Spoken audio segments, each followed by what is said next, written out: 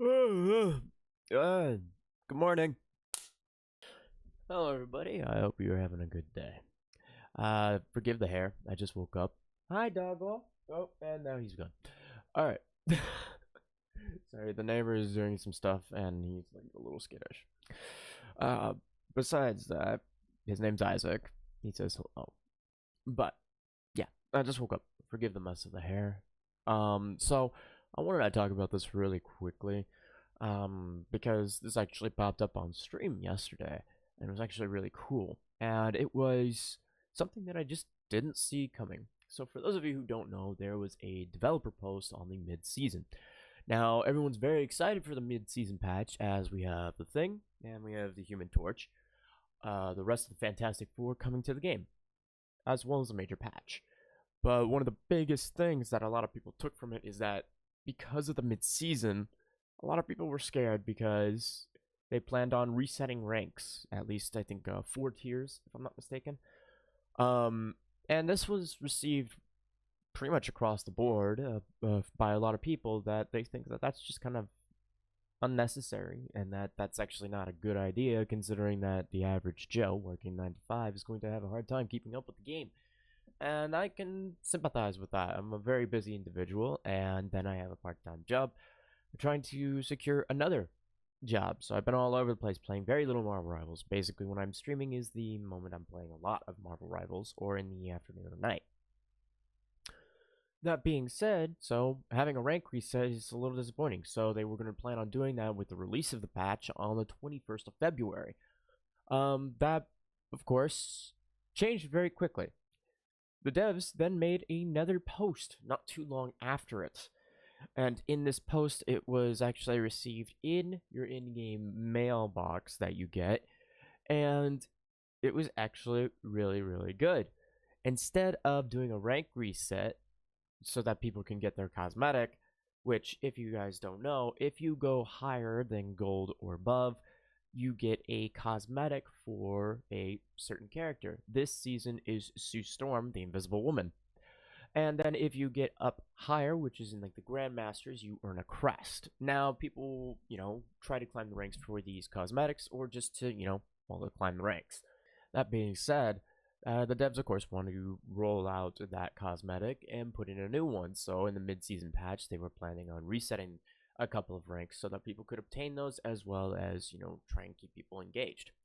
However, a lot of people were worried that, in the community, I should say, that that would actually deter a lot of people because it wouldn't make competitive as fun due to the fact that it would just be the sweat all the way back up to your previous ranks. So right now I'm at a gold 1, and the 4 tiers would put me back at silver 3. Yes, would put me at a silver 3. Now that's a bit of a bummer, but I have no problem climbing through the gold and silvers. It was pretty easy. I was,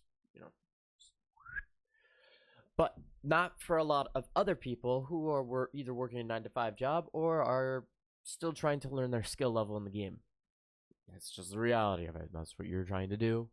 And if you're stuck in those elos, there's a reason why.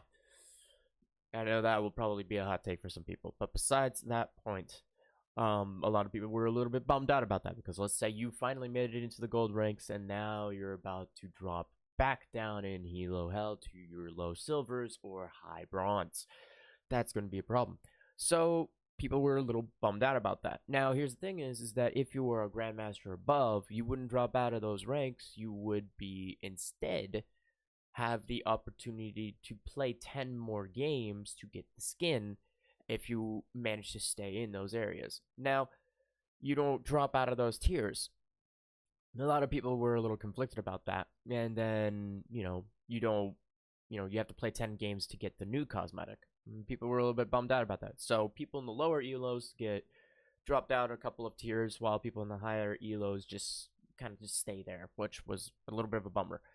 Then the devs came back after a lot of people, voiced their thoughts and how they didn't like that. And the devs came back with a sweet little post saying that they actually reconsidered and decided, you know what, we're not going to do it. What we're going to do instead is that instead of everybody dropping down tiers, we release the skin, and we do what we planned for doing with the Grandmasters in the previous note, which is that everybody, if they want the new skin or the new crest, they have to play 10 matches of competitive in order to earn that if they are in the current tiers that qualify for it, which is gold and above. And then, of course, Grandmaster and above. People seem to generally like that, but I will say now, into my thoughts about it, is that what I find about that is that the devs are listening. And that is a huge, huge win for everybody involved in this game. The devs pay attention. The devs have been listening to what people have been asking, which makes me very hopeful of what they're going to be doing with this major patch. Now, the major patch could be addressing the GOAT healing meta, which is 3 support meta, which is I haven't had much of an issue with it personally on my end, because most matches I've played is that if people go triple support, because damage tends to not be as skilled, damage is not outputted as much, or they just focus really hard on the healing and no damage is put out. This is just coming from my tank perspective when it happens, or when I play support, I usually just go damage in that instance.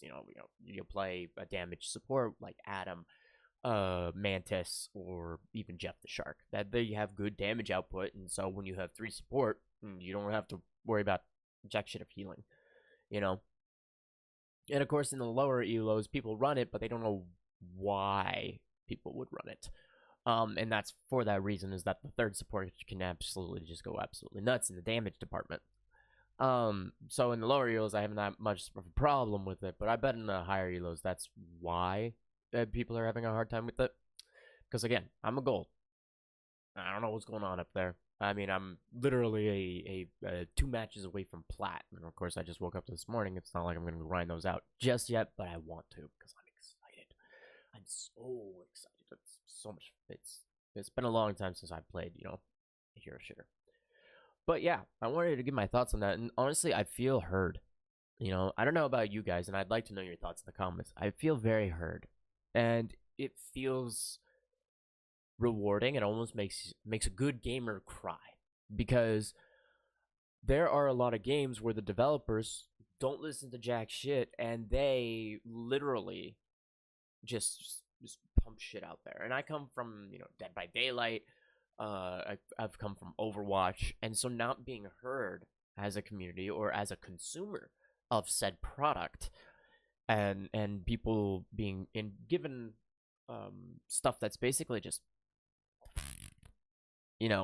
not really what we asked for, or like just nothing but cosmetics instead of actual technical tweaks, or having a good look, or asking developers, hey, can you take a good look at this? And then developers are like, hold up, wait a minute, you're right, let's take a look at this. They've done that in Marvel Rivals, which is a huge win. Now, today is the 12th of February, which means Overwatch will be posting what they've been anticipating in the spotlight.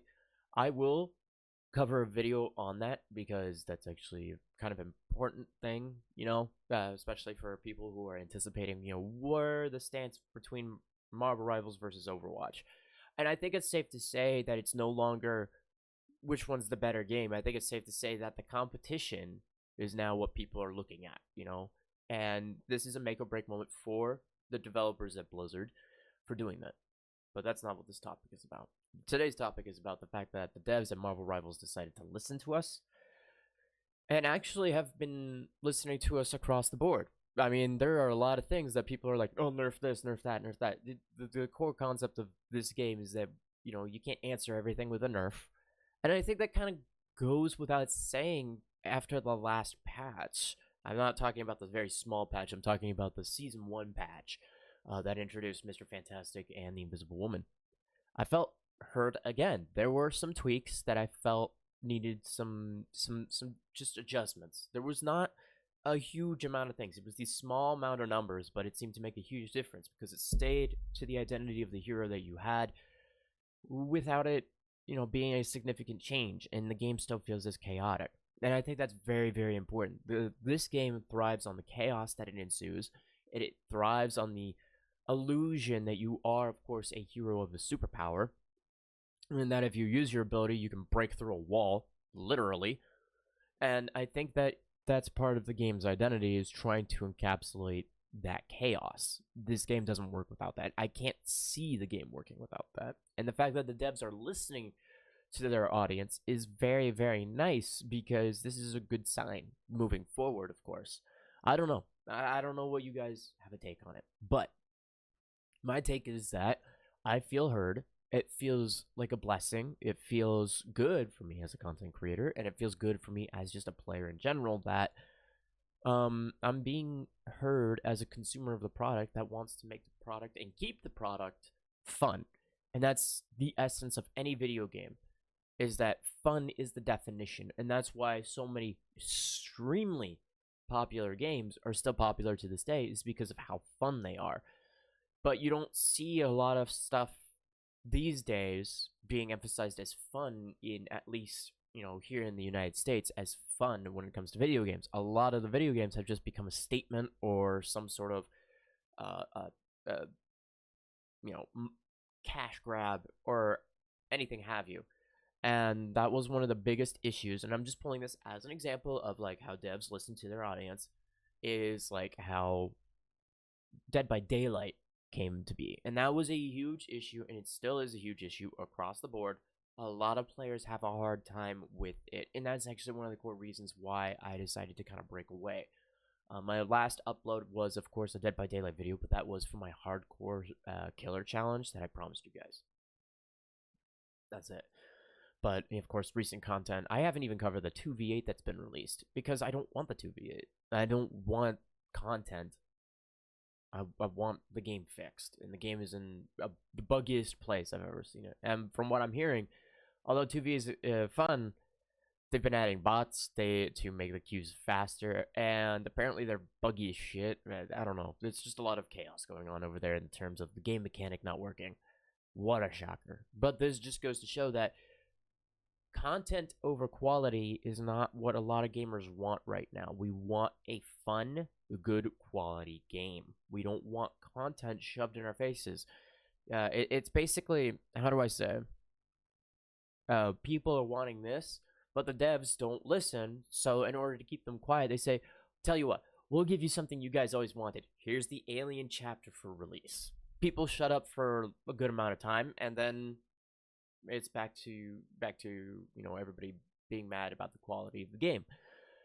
The only way that you're going to fix people complaining about the quality of the game is by fixing the quality of the game. So listen. Devs need to listen. And I think what happens is that, and this is coming from my own personal opinion, is that people above the devs are the ones running the show, but they don't know jack squat about how to make a game.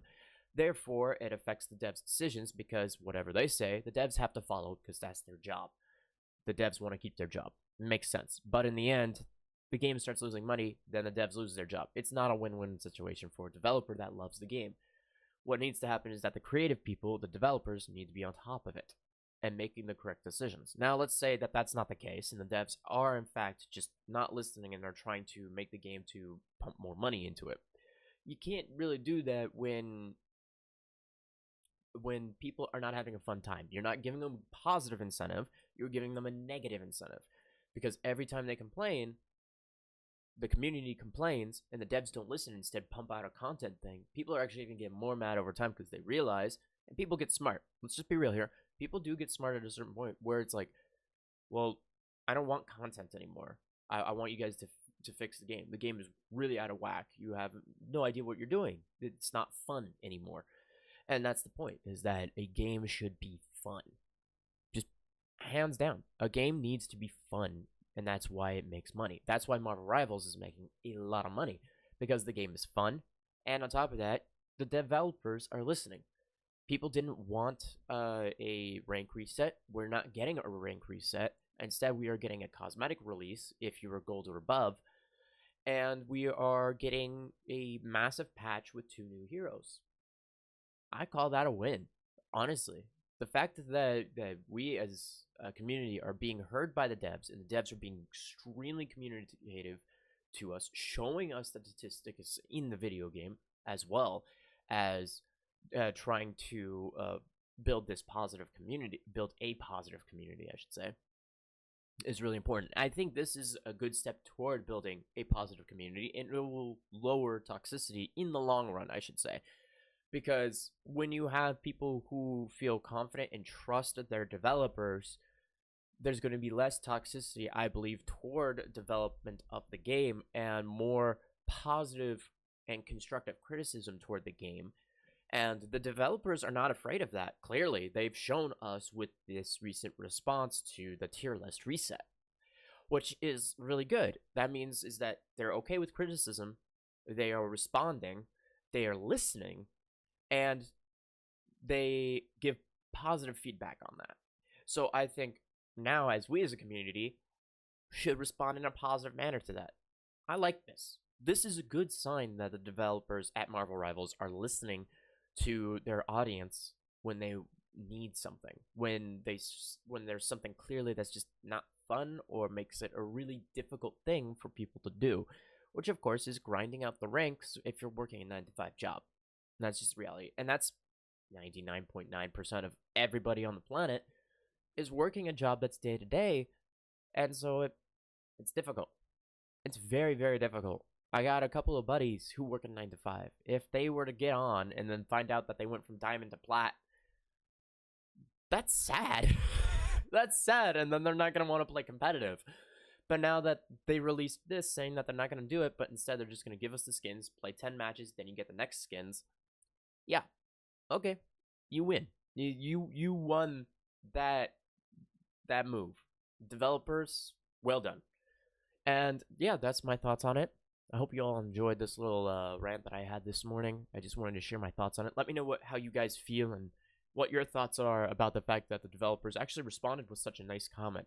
And if you guys don't believe me, I can actually link the Twitch VOD that I covered this yesterday regarding that. That's where we found that release, and I believe they made a dev post about it. I'll go look on their site and link that as well in the description so that you guys can see what I'm talking about. In the meantime, though, stay safe. I will have stream later tonight, so if you guys want to catch me, be sure to check out the link in the description to my Twitch channel. And I will see you all in the next video. See ya.